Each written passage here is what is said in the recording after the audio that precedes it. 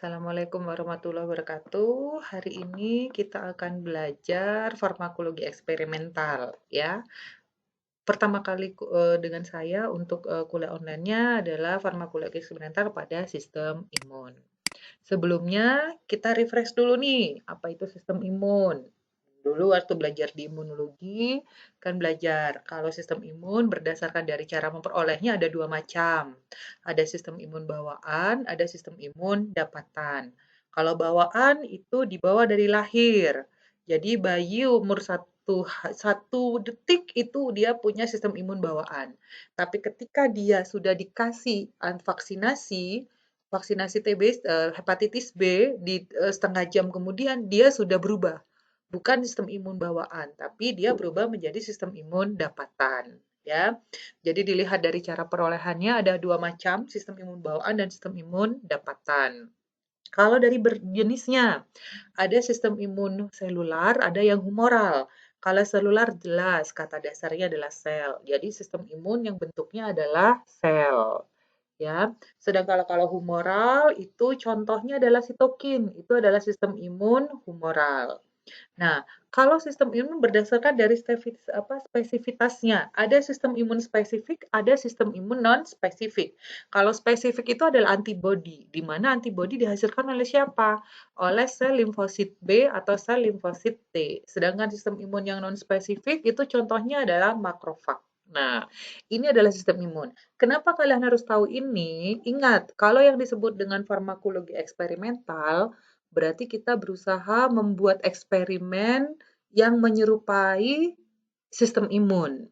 Kalau nanti gunanya dia untuk mengobati sesuatu, berarti kita membuat hewannya itu terkena gangguan penyakit yang mirip sistem imunnya mirip dengan yang terjadi pada manusia, ya.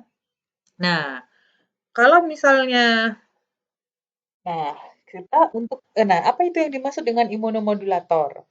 Imunomodulator itu kata dasarnya adalah modulasi. Modulasi itu mengatur sistem imun. Mengatur berarti bisa meningkatkan. Jadi kalau dilihat kan kayak gelombang. Gelombang kan seperti ini ya. Nah, itu berarti terjadi modulasi. Dia bisa di atas, bisa di bawah, ya. Nah, kalau dilihat ada dua macam imunomodulator. Ada imunostimulan yang fungsinya adalah meningkatkan sistem imun dan ada imunosupresan yang fungsinya adalah menurunkan sistem imun. Kalau obat yang kita kenal, yang imunosupresan itu adalah obat kortikosteroid. Dia sifatnya adalah imunosupresan.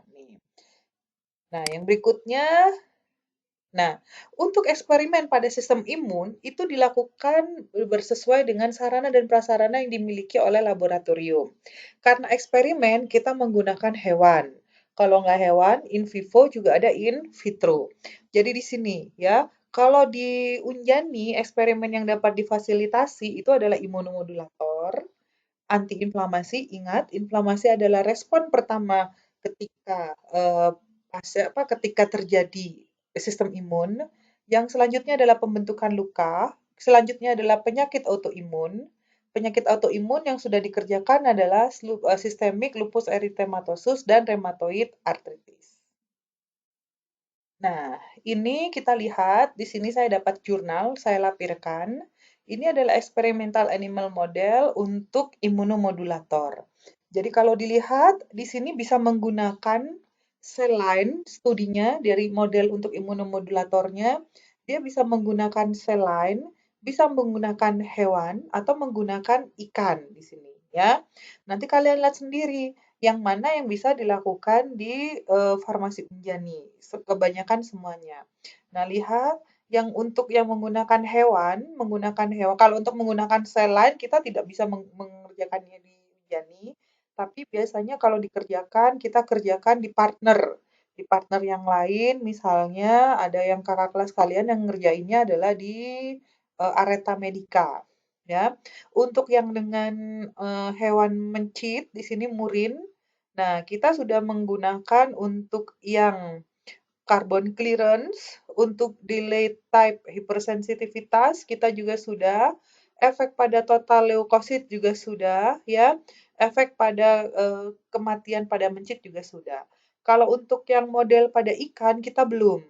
Karena kenapa? Karena resikonya kalau pada ikan itu dia hewannya lebih kecil dan treatmentnya pun lebih rumit dibandingkan yang biasanya. Nah, kita sekarang balik ke eksperimen imunomodulator yang bisa dikerjakan di sini, yaitu yang dengan metode carbon clearance ya. Dia disebutnya non-spesifik. Kalau non-spesifik tadi siapa? Berarti dia kalau yang spesifik kan tadi dia parameternya adalah antibody. Berarti kalau di sini parameternya dia tidak menggunakan antibody. Jadi kalau misalnya disebut non-spesifik, parameternya adalah sel-sel tadi.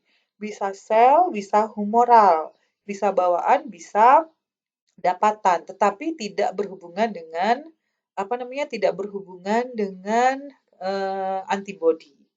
Ya, uji carbon clearance didasarkan pada kemampuan dari hewan tersebut untuk menghilangkan koloid karbon yang diinjeksikan ke saluran darah. Nanti bisa melihat jumlah aktivitas fagositis. Berarti nanti jumlah sel apa yang diinin itu adalah sel makrofag. Nanti sel Kupfer yang ada di hati itu sebenarnya juga adalah makrofag. Tapi makrofag yang ada di hati itu spesifik disebutnya adalah sel Kupfer. Jadi untuk uji imunomodulator yang metode carbon clearance itu digunakan untuk melihat aktivitas fagositosis, terutama pada sel makrofag baik di hati atau di limfa. Nah, metodenya seperti ini. Metodenya selama beberapa hari yang namanya hewan uji mencit itu diberikan senyawa, bisa secara intraperitoneal atau bisa secara peroral. Kemudian diberikan suspensi karbon. Yang disebut suspensi karbon ini adalah tinta karbon. Diberikannya secara intravena. Kenapa intravena? Karena kita pengen langsung tahu efeknya terhadap non spesifiknya yaitu makrofag.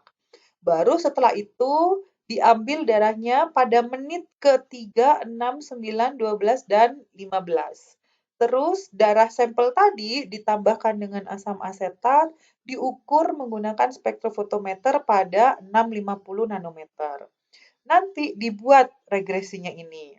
Nanti kan di sini kan banyak ya, tidak hanya kontrol, tapi juga ada uji, juga ada pembanding. Nah, nanti yang dicek adalah perbandingan dari slop. Slop itu kalau misalnya Y sama dengan AX plus B, slop itu adalah A-nya. Dilihat perbandingan A dari kelompok uji dibandingkan dengan A dari kelompok kontrol itu berapa. Kalau dia kurang dari 1 atau 1 sampai 1,2 itu nggak punya efek. Nggak punya efek menstimulasi sistem imun. Kalau dia nilainya 1,3 sampai 1,5 berarti sistem imunnya itu imunomodulatornya ringan. Tetapi kalau dia lebih dari 1,5, dia termasuk yang sistem imunomodulasinya dia sifatnya bagus ya, sangat baik. Nah, itu tadi untuk yang non-spesifik. Yang dicek apa? Kemampuan dari sel makrofag untuk menghilangkan siapa tadi? Untuk menghilangkan karbon. Makanya disebutnya adalah carbon clearance. Nah, sekarang kita akan ke imunomodulator yang sifatnya spesifik di sini. Di sini ada dua cara. Kita menggunakan titer antibody. Titer antibody kita bisa menggunakan satu dengan kasat mata yang itu atau menggunakan ELISA ya. Tetapi kalau menggunakan ELISA harganya mahal dan kita belum punya alatnya. Nah, untuk imunomodulator yang spesifik tadi ya digunakannya secara in vivo berarti menggunakan hewan uji. Ada yang hipersensitivitas tipe lambat, gunanya untuk apa? Untuk mengetahui aktivitas sel limfosit T. Nih, ini contohnya. Nah, ini contoh untuk pengujian imunomodulator yang spesifik tadi ya. Kita menggunakan metode presipitasi antigen dan antibodi. Dilihat apa? Dilihat ada tidaknya endapan di sini ya. Nah, di sini kita menggunakan hewannya diinduksi dengan sel darah domba. Dan sel darah domba dan sel hewan tadi nanti diambil, terus nanti kita lihat ada endapan atau tidak setelah diinduksi.